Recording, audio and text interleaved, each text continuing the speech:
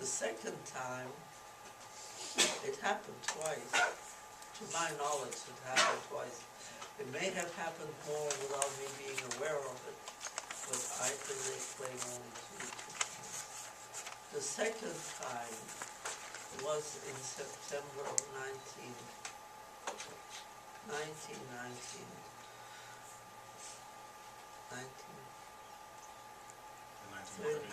something like that. Anyway, also a van came, and the Germans came, and they knocked on doors and begged to be let in, but I was not at home. I had gone upstairs to a neighbor. We lived in an apartment building, and there was no place to go. I had gone up to talk to the neighbor. And the neighbor came dashing down and said, "Come quick, the Germans are here, they're taking your parents."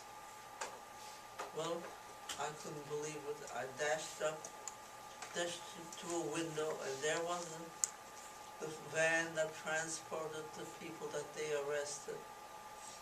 And here were my parents and my brother, busy packing suitcases so they could take some clothes with them. And two German men, oh, they looked like middle-aged men, stood on the landing between the two floors and were talking to each other. And I came dashing down from the neighbor's apartment, passed by the two Germans, who glanced up, didn't pay any attention to me. And I went into the apartment, talked to my mother and my father and my brother, and they said, "Don't stay here, for heaven's sakes, get out. You know what they do to girls. Please, run. Don't stay here, don't. Pushing me out the door. And I did go. And I went up half a landing, and the two Germans stood there talking to each other, probably a half a foot from each other and from me. They moved my parents and my brother out, locked the apartment, and left. And I was still on the stairs. They didn't touch me, they didn't say a word to me, and I would have sworn on everything that's holy that they did not see me. I was standing right there next to them, and I was not visible to them. They didn't. Now those things happened, and I have no explanation for them. But I think the hand of God was at work, or else I would have never escaped.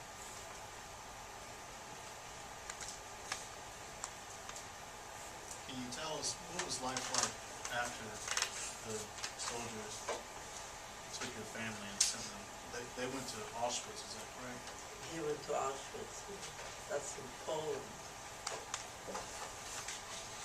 Well, like I told you, my family consisted of my father, my mother, my brother, and myself. We didn't have any other relatives. I had no place to go except some friends. And it was 5 o'clock in the afternoon, and I needed a place to stay because there was a curfew on. There was a curfew every day at 9 o'clock. And I had to find a place to spend the night. And so my next door neighbor, well, people that I had visited before, he took me on the streetcar, and we went from one acquaintance and one friend to another, knocking on doors saying, "Can you put me up for the night?" Well, as well-meaning as they were, everybody was scared to death of the Germans. And they turned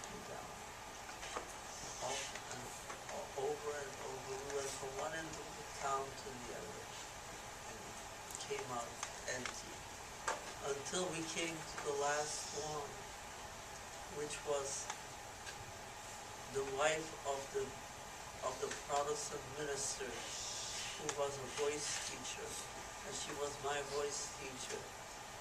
And I knocked on her door and she said, without any hesitation, of course you can spend the night, you can spend the weekend here.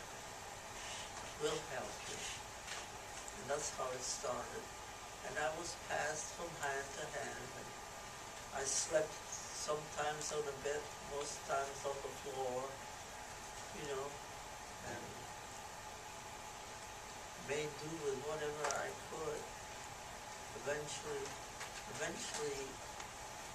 I became a little more self-assured, and I got a job in an office that made a few dollars, and was able to feed myself a little better.